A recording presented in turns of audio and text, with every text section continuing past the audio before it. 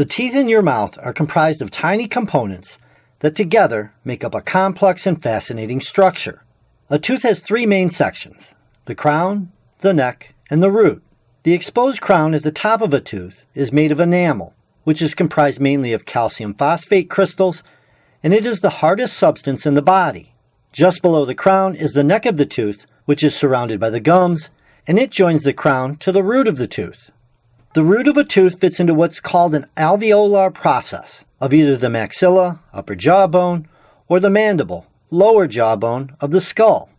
The structure of a tooth consists of the enamel we mentioned earlier, which is a non-living tissue, so it can no longer remodel or repair itself. The tooth also has a layer of dentin, which is a harder substance than bone, an inner pulp cavity that is comprised of connective tissue and houses blood vessels and nerves, and a root canal that leads to an opening called the apical foramen that opens to surrounding connective tissue. At the bottom of the tooth, surrounding the root canal and dentin, is a hard mineralized connective tissue called cementum, which I have drawn in on this tooth model, and it helps to connect the tooth to the jawbone. There is a periodontal membrane on the outside of the cementum, which is composed of periodontal ligaments and collagen fibers, and also houses blood vessels and nerves. This membrane helps to allow the teeth to withstand the stresses of chewing food. The gums that surround teeth are comprised of a top layer of non-keratinized epithelium and dense, irregular connective tissue.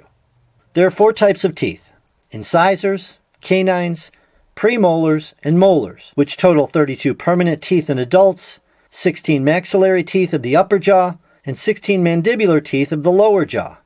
Dentists use a numbering system for teeth, with 1 through 16 being teeth of the upper jaw, and 17 through 32 being teeth of the lower jaw.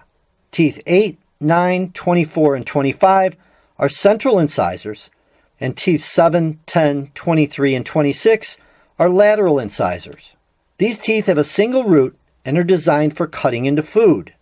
Teeth 6, 11, 22, and 27 are canine teeth, which typically have only one root, and they have a pointed tip for puncturing and tearing food.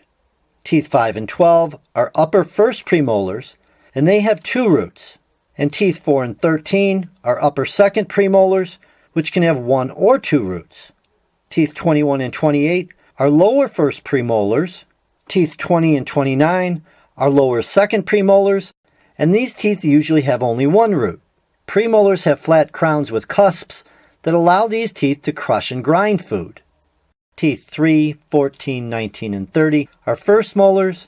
Teeth 2, 15, 18, and 31 are second molars. And teeth 1, 16, 17, and 32 are third molars or wisdom teeth.